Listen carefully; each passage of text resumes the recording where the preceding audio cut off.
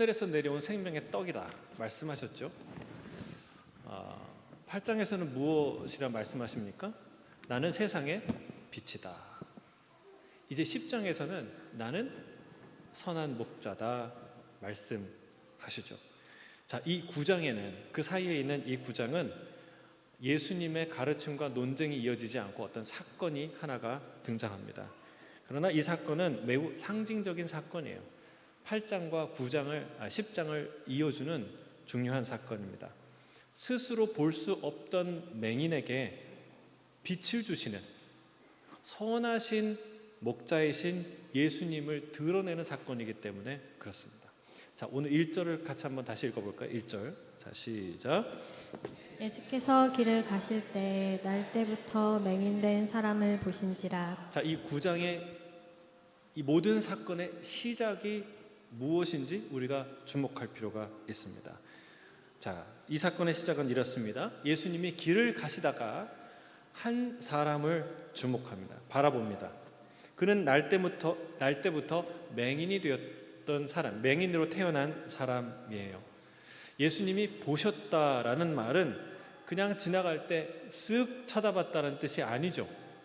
내가 어떤 영화를 봤다, 책을 봤다라고 하는 거는 포스터를, 표지를 본 게 아니라 정독했다는 얘기잖아요. 그러니까 그를 보았다는 얘기는 주목해서 보았다는 뜻입니다. 왜 주님이 주목하셨을까요? 여러분, 우리는 보통 누구 얼굴을 빤히 쳐다보진 않습니다. 제가 여러분 다 얼굴을 보지만 두루두루 보지, 제가 허기웅 집사님만 계속 이렇게 쳐다보고 설교를 하면은 여러분 이상할 거예요. 그렇죠? 무슨 감정이 있으신가? 그렇죠? 그러니까 누구를 많이 쳐다보는 것에는 이유가 있어요. 주목하는 데는 이유가 있죠. 제자들도 궁금했어요. 그래서 물어보는 거예요. 도대체 이 사람의 이 질병은 어디서 온 것입니까? 라고 질문하지 않습니까? 예수님이 주목하지 않았다면 다 그냥 스쳐 지나갔을 사람이에요. 아무도 주목하지 않고 지나갔을 존재죠. 예수님께서 주목하셨기 때문에 일어난 일들이라는 거예요. 자, 이게 왜 중요하냐? 그럼 우리는 다 주목받고 싶은 욕망이 있습니다. 이게 외향적인 사람이든 내향적인 사람이든 똑같아요. 방식이 좀 다르지만 누구든 사람들이 날 알아주고 인정해주고 좋아해주면 좋습니다. 반대로 본체, 만체하고 있는지 없는지 하고 그러면 기분이 나빠요. 자존심이 상해요.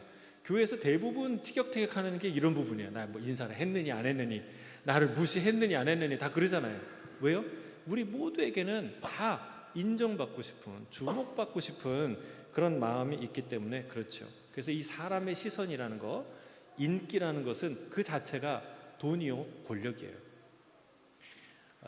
그 영국의 유명한 전설적인 밴드 비틀즈가 한창 이 주가를 높일 때 그때 한 인터뷰가 있어요. 한 인터뷰에서 뭐라고 얘기했냐면 1966년 영국의 한 신문사의 인터뷰에서 우리는 예수보다 더 유명하다라는 말을 했어요. 이게 아주 큰 파장을 일으켰는데 그러니까 예수, 지저스라는 인물은 몰라도 비틀즈라는 이 이름은 다 한다는 거예요. 온 세계, 아기부터 어른까지 다 한다는 거예요.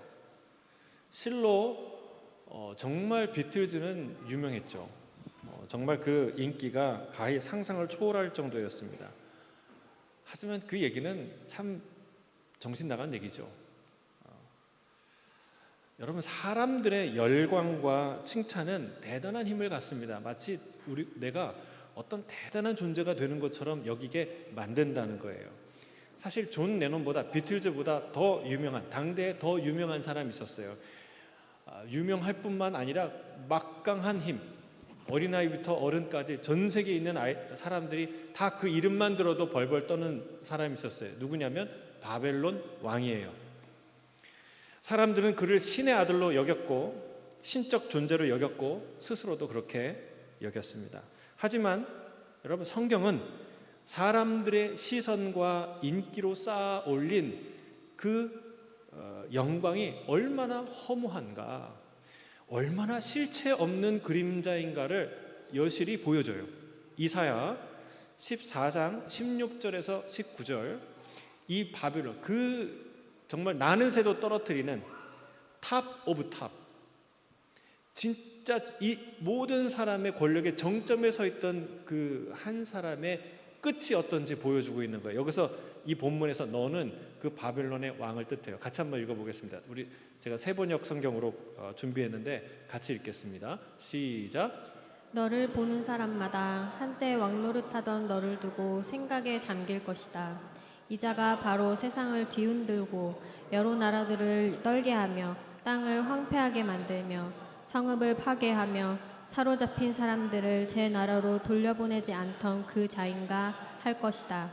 다른 나라의 왕들은 모두 화려한 무덤에 누워 있는데 너는 무덤도 없이 오물처럼 버려져 칼에 찔려 죽은 군인들의 시체 더미 밑에 깔려 있다가 지하 세계의 밑바닥으로 내려갈 것이다. 너의 시체를 사람들이 짓밟을 것이다. 네, 보세요. 천하를 호령하던 자의 최후가 무엇인지 정확하게 보여줍니다. 무덤도 없이 오물처럼 버려져서 시체 더미의 밑에 깔려 죽는 신세가 돼요. 그것도 이제 지하세계, 지옥을 가는데 지옥이 어디예요? 지옥의 밑바닥에 떨어져요. 얼마나 처량한 인생이냐는 거예요. 끔찍한 인생이냐는 거죠. 근데 여러분, 반대로 성경은 진짜 복된 아름다운 인생이 무엇인지 우리에게 보여줍니다. 그것은 사람들의 시선이 아니라 하나님의 시선이 머무는 인생이에요. 하나님의 시선이 머무는 인생은 진짜 수지 맞은, 진짜 아름답고 복된 인생이라는 것을 보여줍니다. 그 중에 한 사람이 삭개오죠. 삭개오. 여러분, 사람들은요 애써 그의 존재를 무시했어요. 부인했어요. 외면했어요. 여러분, 외면한다는 거 알죠?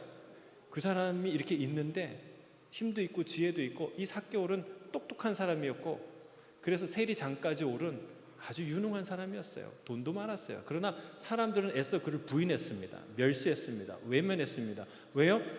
그는 로마의 앞잡이가 되어서 민족의 고혈을 짜는 아주 파렴치한 존재로 여겼기 때문에 그렇습니다. 그런데 주님은 모두가 멸시하는, 모두가 외면하는 그 한 사람을 주목합니다. 삭개오가 예수님을 찾아서 나무 위로 올라간 것처럼 보이지만 사실은 삭개오가 주님을 찾기 이전에, 훨씬 이전부터 주님이 삭개오를 찾으셨어요. 삭개오를 주목하셨죠. 수많은 인파가 함께 가는데 정확하게 예수님은 그가 올라간 뽕나무 앞에 서십니다. 그리고 고개를 들고 그를 바라보면서 웃으시면서 그의 이름을 부릅니다. 삭개오야, 내려오라. 오늘 내가 너의 집에 유하여야 하겠다라고 말씀하세요.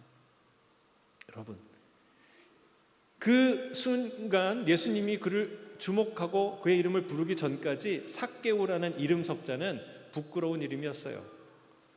여리고에서 함부로 입에 올리지 않고 다 외면하는 이름이었어요. 그러나 바로 예수님이 주목하고 그의 이름을 부르는 그 순간, 그 이후 그의 이름은 너무나 존귀한 이름이 됩니다.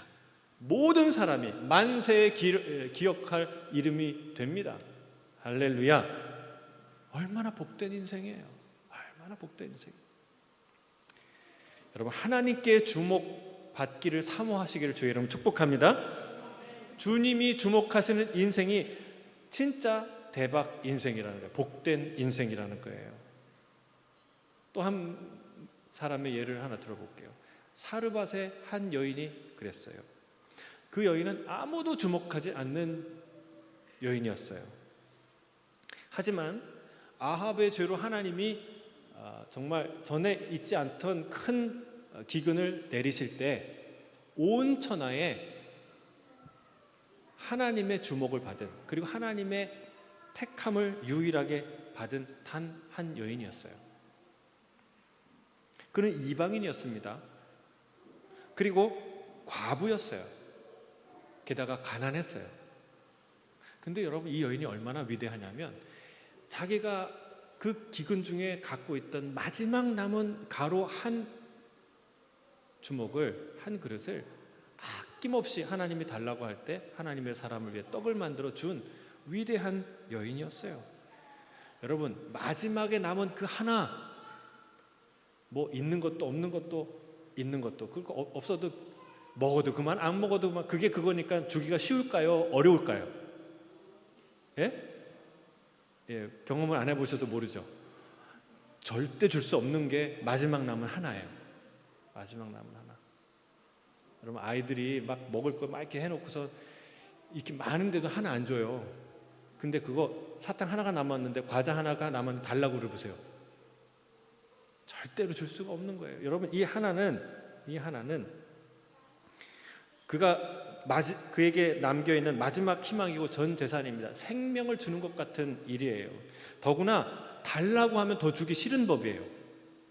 아니, 자기가 은혜를 받아서 기도하다가 이거라도 주님께 드려야지 하고 헌신해서 드리면 모를까, 그거 달랑 하나 남았는데 그거 내놓으라고 달라고 하면, 여러분, 그동안에 쌓였던 감정이 다 쏟아지는 거예요. 하나님, 전능하시고 선하시다는 하나님이 이래도 되는 겁니까? 이건 맞는 겁니까? 아니, 달랑 하나 남은 거 그거 달라고 하시는 게 그게 말이 되는 얘기입니까? 라고 따졌을 거예요. 근데 이 여인은요, 주저하지 않고 하나님께 그 남은 한 개를 다 드립니다. 여러분, 이거 위대한 헌신이에요. 이게 자기의 전 재산을 드린 2렙돈을 헌신한 그 여인의 믿음보다 훨씬 더 큰 헌신이에요. 어디에 비견될 수 있느냐? 자기에게 있는 유일한 한 아들을 하나님께 바쳤던 아브라함의 헌신과도 비견될 만한 위대한 헌신이에요. 자기 목숨을 주님께, 인생을 전부를 주님께 드렸기 때문에 그렇습니다. 여러분, 주님은 이 한 여인을, 이 여인의 믿음을 주목하셨던 거예요. 아무도 주목하지 않는 그 여인을 주목하신 거예요. 여러분, 이 여인이 천국에서 비틀즈와 만날 수 있다면 만난다. 어떤 일이 벌어질까요? 여러분, 어떤 일이 벌어질까요? 마치 거지 나사로의 비유처럼 하나님의 나라에서 이 두 사람이 만나면 이 여인은 엄청나게 유명한, 모르는 사람이 없는 위대한 영웅 같은 여인이 됐을 거예요. 반대로 비틀즈는 어떤 모습일까요? 초라하기 그지없는 존재로 그를 만나게 될 수 있을런지는 모르겠어요. 아무튼 그렇게 될 거예요. 한 사람은 영원히 빛나는 별과 같이 반짝반짝 빛날 것이요, 그런 존재가 될 것이요. 다른 한 사람은 잠시 타오르다가 정말 유성처럼, 별똥별처럼 잠시 반짝 타오르다가 그 흔적도 없이 영원히 사라지는 그런 존재가 될 것인 거죠. 진짜 스타는 누군가요? 진짜 스타가 누군가요? 그것은 하나님의 주목을 받는 사람이 진짜 스타라는 거예요. 주님이 주목하시는 인생이 진정 하늘에 빛나는 별과 같은 인생인 줄 믿습니다. 오늘 주께서 길을 가다가 한 사람을 주목하십니다. 그리고 곧이어 그의 인생에 놀라운 변화와 기적이 일어납니다. 왜 그렇습니까? 그게 왜 일어납니까? 주님이 주목하셨기 때문에. 세상의 주목이 아니라 하나님의 주목을 사모하는 저와 여러분이 되시기를 주의 이름으로 축복합니다. 아멘. 자, 우리 본문 2절 3절 계속 읽도록 하겠습니다. 시작. 제자들이 물어 이르되 랍비여, 이 사람이 맹인으로 난 것이 누구의 죄로 인함이니까? 자기니까 그의 부모니까? 예수께서 대답하시되 이 사람이나 그 부모의 죄로 인한 것이 아니라 그에게서 하나님이 하시는 일을 나타내고자 하심이라. 예수님의 시선이 머무는 사람을 보자 제자들도 궁금해집니다. 만약에 제가 이렇게 하다가 저기 누군가를 바라봐요. 끝에 계속. 그럼 여러분은 어떨까요? 같이 바라보게 돼요. 거기 뭐가 있나? 왜 보시나? 그렇죠? 예수님이 누군가를 주목해서 보니까 사람들이 궁금한 거예요. 왜 보시지? 저 사람이 누구지? 저 사람 맹인인데, 날 때부터 맹인되었던 사람인데 뭘 의미하시는 거지? 저런 구질구질한 저주받은 인생, 벌받은 인생을 살지 말라고, 말씀대로 살라고 가르치시려는 것일까? 이런 생각들이 떠오르는 거죠. 그러니까 질문하는 거예요. 주님, 이 사람이 맹인으로 태어난 것은 과연 누구의 죄 때문입니까? 라고 질문합니다. 잘 물었어요. 여러분, 모든 배움은 질문에서 시작합니다. 여러분, 하나님께 많이 질문하시길 바랍니다. 아멘을 안 하시는데요? 질문하세요. 질문. 배움은 질문에서 시작해요. 특별히 이것은 신학적인 난제죠. 신학적인 난제예요. 우리의 질병과 고난은 왜 일어나는 것인가? 라는 이 질문을 예수님께 하셨어요. 여러분, 모든 신학적 난제는 주님께 묻는 것이 정답입니다. 주님같이 쉽고 명확하게 명쾌하게 가르치는 랍비는 세상에 존재하지 않았어요. 참 이 질문하는 제자들이 고마워요. 저는. 여러분, 그렇습니다. 사람들은 다 어떻게 생각하냐면 우리에게 닥치는 질병, 고난은 죄로부터 오는 것이다. 뭔가 잘못이 있어서 일어나는 일이다라고 생각해요. 인과응보. 이게 뭐 철학적으로 종교적으로 아무리 뭐 화려하게 거창하게 말해도 핵심은 그거예요. 우리 모두가 그렇게 생각해요. 고난이 닥치면 뭐가 잘못된 거지? 무슨 죄 때문이지? 이 생각을 다 한다는 거예요. 근데 이 말이 맞는 말이에요? 틀린 말이에요? 맞기도 하고 틀리기도 합니다. 그렇죠? 왜 맞습니까? 이건 맞는 말이에요. 하나님은 의로우신 분이기 때문에 죄를 반드시 심판하십니다. 가인의 죄를 벌하셨고 소돔과 고모라의 죄악을 심판하셨고 주님이 십계명에서 나를 미워하는 자의 죄를 갚되 아버지로부터 아들에게로 3, 4대까지 이르게 하거니와 말씀하십니다. 하나님을 능멸했던 엘리 제사장의 가문을 하나님이 벌하시는데 뭐라고 얘기하시냐면 노인이 하나도 남지 않을 것이다. 단명이죠. 이런 심판과 재앙이 일어난다는 거예요. 무엇으로부터? 우리 인간의 죄로부터, 하나님의 심판으로부터 이런 질병과 고난들이, 재앙들이 온다는 것이죠. 하지만 성경은 또 다른 진실을 우리에게 보여줍니다. 모든 재앙과 모든 질병이 다 하나님의 징벌이라고 말할 수 없습니다. 일일이 다 열거할 수 없기 때문에 단적으로 한 가지 예를 들면 욥이에요. 욥은 그 사람의 본인의 죄 때문에 그 고난을 당하지 않습니다. 실제로 우리가 인생을 살다가 의인들의 고난, 이유를 모르는 정말 억울하기 이를 데 없는 의인들의 고난을 우리가 종종 목격하기도 합니다. 욥의 친구들이 너 숨겨진 죄, 네가 모르는 죄, 우리에게 알려지지 않은 은밀한 죄 회개하고 용서를 받아라 라고 다그쳤던 그 친구들이 오히려 하나님의 꾸중을, 하나님의 이 꾸짖음을 듣습니다. 예수님의 고난 역시 예수님의 죄나 예수님의 덕의 부족함에서 오는 고난이 아니었음을 우리는 압니다. 그래서 주님은 이 맹인의 고난의 이유를 이렇게 설명하세요. 그거 아니다. 이 사람의 죄나 그 부모의 죄 때문에 생긴 일이 아니다. 그에게서, 잘 들어보세요, 그에게서 하나님이 하시는 일을 나타내고자 함이니라. 여러분, 이 얘기를 우리는 많이 질병이나 장애에 대한 예수님의 새로운 해석이라고 여깁니다. 그렇습니다. 우리가 질병이 다 죄 때문에 온다고 여기는, 그러면 여러분 얼마나 슬프겠어요. 길이 없잖아요. 희망이 없잖아요. 그런 저주를 가슴에 안고 살아간다. 주홍 글씨를 가슴과 인생에 쓰고 살아간다는 게 얼마나 큰 저주와 슬픔이에요. 그건 아니다. 그런 눈을 열어주는 건 사실이에요. 그러나 여러분, 인간에게 닥친 모든 재앙과 질병이 죄의 결과이기도 한 것이죠. 그러니까 이거는 그 이상의 아주 중요한 관점을, 새로운 시각을 우리에게 주님이 주시는데 뭐냐면, 자, 제자들은 이 질병의 원인을 어디서 찾았습니까? 그 사람의 과거에서 찾았어요. 무슨 죄를 지었는지, 뭐가 잘못됐는지, 아니 뭘 안 해서, 아니 뭐를 해서 이 일이 일어났는지 과거에서 원인을 찾았어요.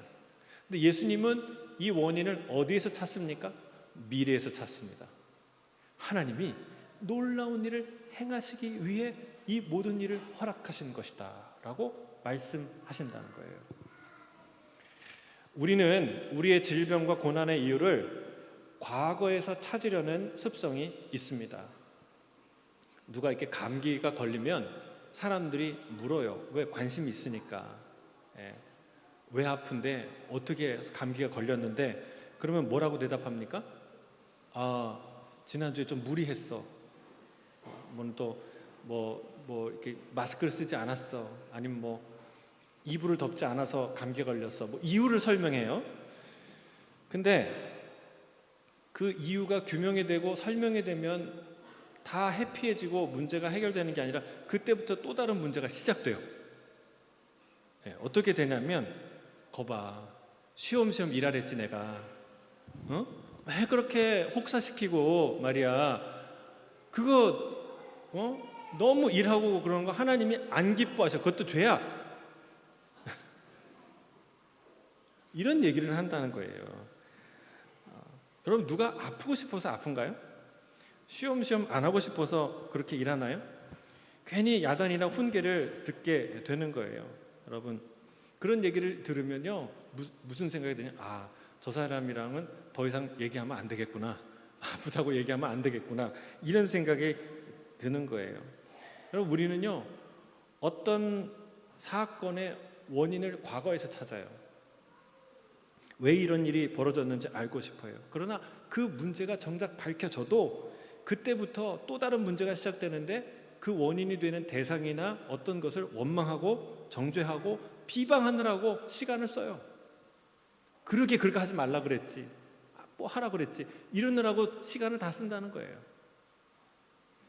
근데 여러분, 우리는 주님으로부터 참된 지혜와 통찰을 얻게 됩니다. 주님은 그 원인을 과거에서 찾지 않고 미래에서 찾는다는 거예요. 위대한 하나님의 일을 만 백성에게 나타내려고 하나님이 준비하신 일이야, 행하신 일이야. 여러분, 미래에서 찾는 원인이 밝혀지면 원망과 정죄와 비방이 아니라 기대와 찬양과 감사가 생겨요. 예를 한번 들어볼까요? 여러분, 그리스도인은 진짜 원인을 과거가 아니라 미래에서 찾는 사람들인 줄로 믿습니다. 요셉을 보세요. 요셉, 그가 애굽에 팔려온 이유를 이렇게 말하지 않습니다. 형들이 다 있는 데서 장자가 르우벤이었잖아요.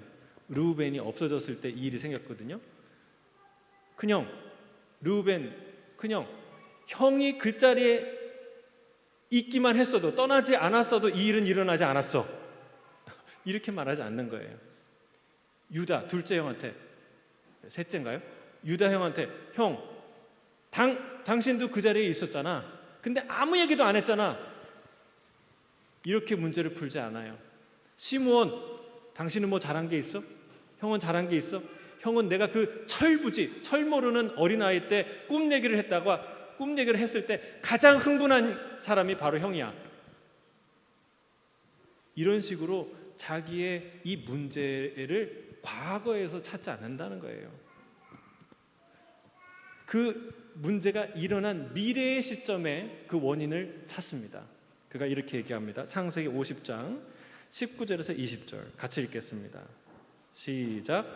요셉이 그들에게 이르되 두려워하지 마소서, 내가 하나님을 대신하리이까. 당신들은 나를 해하려 하였으나 하나님은 그것을 선으로 바꾸사 오늘과 같이 많은 백성의 생명을 구원하게 하시려 하셨나니. 아멘. 아멘. 그게 과거에 누가 뭘 해서 뭘 안 해서 일어난 일이 아니라 하나님이 뭔가를 하시려고, 아주 중요한 일을 하시려고 나를 보낸 거예요 라고 해석한다는 거예요. 여러분, 이게 그리스도인의 능력이에요. 여러분, 이런 믿음과 통찰이 없으면 우리는 우리의 고난의 시간을 낭비하게 됩니다. 여러분, 우리 머릿속에 어떤 개념이 있어야, 어떤 개념을 탑재해야 되냐면 하나님이 하시는 일, 하나님이 뭔가를 하시구나, 그리고 하시겠구나, 뭔가를 열심히 하시는 분이구나 라는 개념이 우리 안에 들어가 있어야 돼요. 그 개념이 없으면 이 고난이 찾아오면 고난의 원인을 어디서 찾아요? 과거에서, 엉뚱한 데서, 현실에서 찾아요. 예를 한번 들어볼게요. 자, 우리 이번 주에 아람의 군대 장관 나아만이 치유되는 그 사건을 우리가 묵상했어요. 자, 이 사건에서 가장 불쌍한 사람, 가장 어처구니 없는 사람이 누구냐면 누굴까요? 이스라엘 왕이에요. 이스라엘 왕. 자, 아람 군대 장관 나아만이 아람 왕의 편지를 들고 옵니다. 근데 그거를 이스라엘 왕이 읽어요.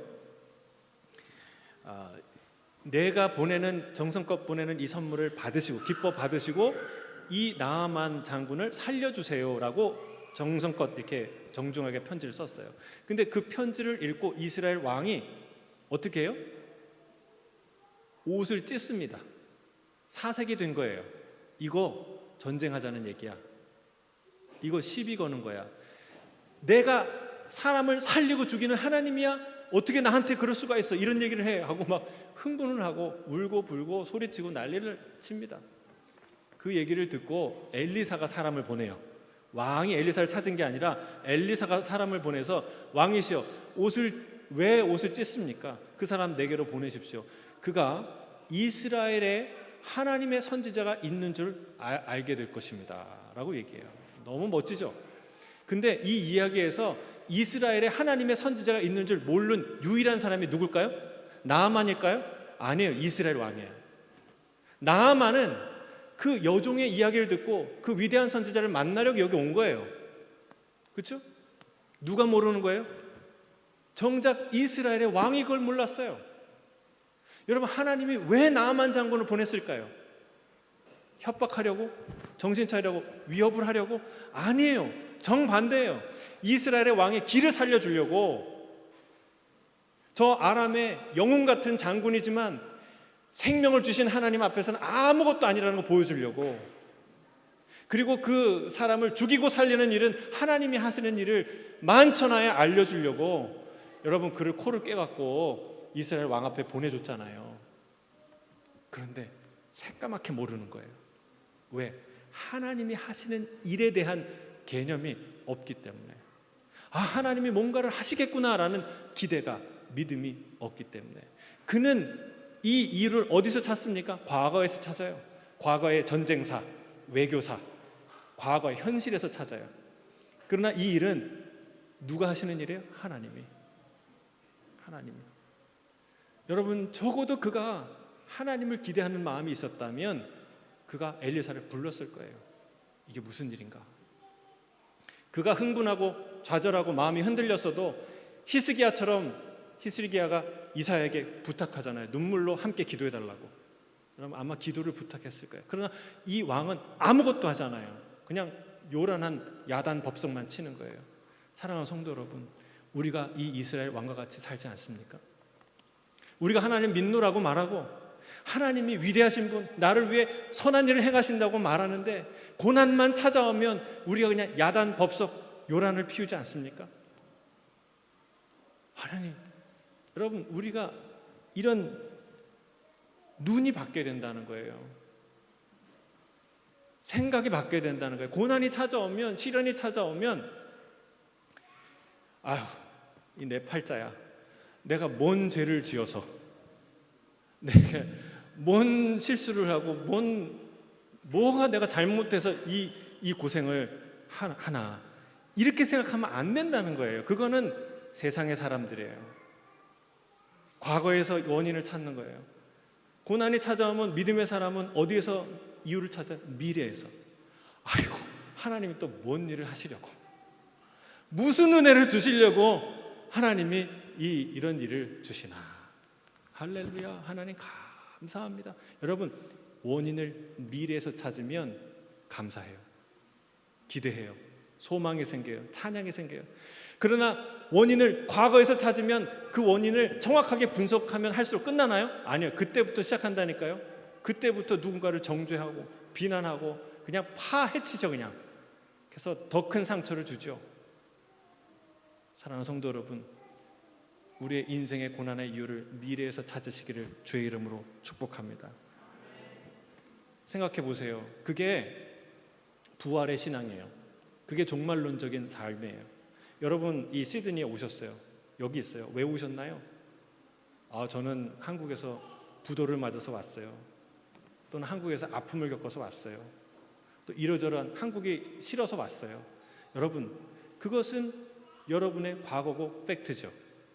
그러나 여기 있는 이유가 아니라는 거예요. 왜 우리가 여기 있어요?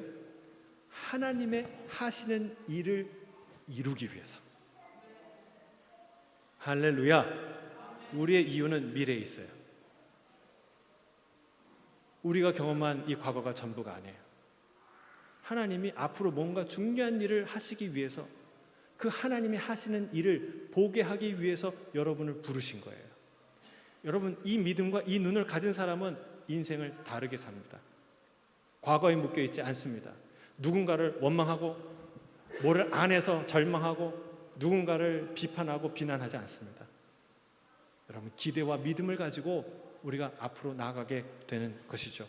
그런 요셉처럼, 예수님처럼 우리의 인생의 의미를, 원인을 미래에서 찾는 그런 믿음의 사람 되시기를 주의 이름으로 축복합니다. 우리 4절 5절 계속 읽겠습니다. 시작. 때가 아직 낮임에 나를 보내신 이의 일을 우리가 하여야 하리라. 밤이 오리니 그때는 아무도 일할 수 없느니라. 내가 세상에 있는 동안에는 세상의 빛이로라. 여러분, 일은 낮에 합니다.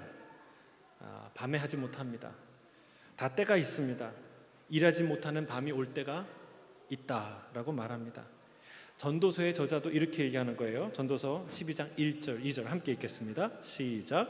너는 청년의 때 너의 창조주를 기억하라. 곧 공고한 날이 이르기 전에 나는 아무 낙이 없다고 할 해들이 가깝기 전에 해와 빛과 달과 별들이 어둡기 전에 비 뒤에 구름이 다시 일어나기 전에 그리하라. 아멘. 자, 청년의 때는 언제일까요? 여러분, 이 청년의 때는 20대, 30대 맞습니까? 그럼 30대, 40대는요? 50대는 어떤가요? 여러분, 전도서는 아주 이 청년의 때에 대한 분명한 기준을 제시하는데 뭐냐면 곤고한 날이 이르기 전에라고 말해요. 자, 이게 왜 정확한 통찰이냐면 제가 그 인터넷으로 한번 찾아봤어요. 실제로 청년에 대한 기준을 청년 고용 촉진 특별법에는요 15세에서 29세까지를 청년으로 규정해요. 근데 청년 기본법이라는 게 있어요. 거기를 보면은요 19세에서 34세까지 정해요. 그게 또 청년 전용 창업 자금 지원 대상에는요 39세까지 그러니까 40세죠. 만 39세까지 지정해요. 그리고 청년 농업인 육성 지원 법률에도 39세까지 지정하지만 실제로 수많은 지자체가 청년 지원 범위를 몇 세까지 하냐면 45세 그리고 50세까지 한다는 거예요. 그게 현실이에요. 여러분, 이게 여기를 통해서 뭘 알 수 있어요? 청년이라는 규정은 기준에 따라 달라진다는 거예요. 30대가 생각하는 50대는요 뭐예요? 노인에 가까운 사람이에요. 근데 80대가 바라보는 50대는 뭐예요? 새파란 청춘이에요. 청춘이라고요. 여러분, 지금 내가 여기저기 아파서 좋은 시절 다 지나갔다고 말씀하시죠? 절대로 그 얘기하지 마세요. 내가 예전에 비해서 못하는 거 많지만 지금 여기저기 아파서 못하는 것 정도가 아니라 아예 아무것도 못할, 이것보다 훨씬 더 월스트, 훨씬 더 힘든 그 시간이 올 거예요. 그 시간에 비해서 나는 지금 뭐예요? 청년이라는 거예요. 할렐루야. 때가 있을 때, 청년의 때, 기회가 있을 때 하나님의 일을 하시기를 바랍니다. 이 기회의 시간에 뭘 해야 돼요?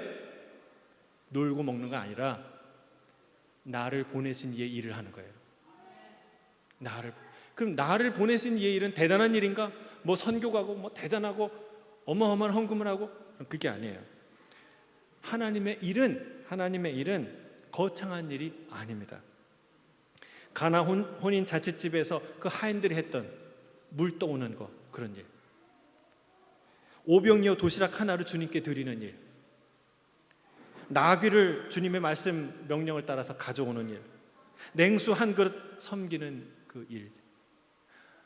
안드레가 형을 데리고 예수님께 왔듯이 그렇게 예수님께 사람 데려오는 일. 수냄 여인처럼 하나님의 사람을 간곤해서 한 끼 식사 대접하게 하는 일. 이런 작은 일들 하나하나가 그게 하나님의 하시는 일을 이루는 하나님의 일이라는 거예요. 이런 일을 통해서 하나님이 일하신다는 사실입니다. 여러분, 주님께서 말씀하십니다. 내가 세상에 있는 동안에는 세상의 빛이라. 주께서 우리의 빛이 되신다는 말씀입니다. 주께서 우리를 비추시는 동안에 일할 수 있다는 얘기입니다. 나를 따르는 자는 다시는 어둠에 다니지 않는다고 주께서 말씀하십니다. 빛 되신 주님 안에 거하시기를 바랍니다. 주님을 따르시기 바랍니다. 그분을 결코 떠나지 마십시오. 주께서 나를 비추는 모든 순간은 나를 보내신 이의 일을 할 순간이에요. 기회예요. 그리고 그 작은 일들을 통해서 하나님은 위대하고 크신 하나님의 일을 이루실 줄로 믿습니다. 오늘 말씀을 정리합니다. 세 가지예요. 첫째, 세상의 시선이 아니라 하나님의 시선이 머무는 인생이 되게 해 주십시오. 둘째, 고난의 원인을 과거에서 찾지 말고 미래에서 찾을 수 있도록 인도해 주십시오. 과거에서 원인을 찾다가 원망하고 비판하고 나의 고난을 낭비하지 않게 하여 주시옵소서. 셋째, 기회가 있을 때 하나님의 일을 하게 하여 주시옵소서. 주님은 주의 빛 가운데 있는 자를 통해 일하시는 줄 믿습니다. 하나님이 하시는 일을 맛보고 이 땅 가운데 드러내는 귀한 인생 되시기를 주의 이름으로 축복합니다. 함께 기도하겠습니다. 사랑하는 주님,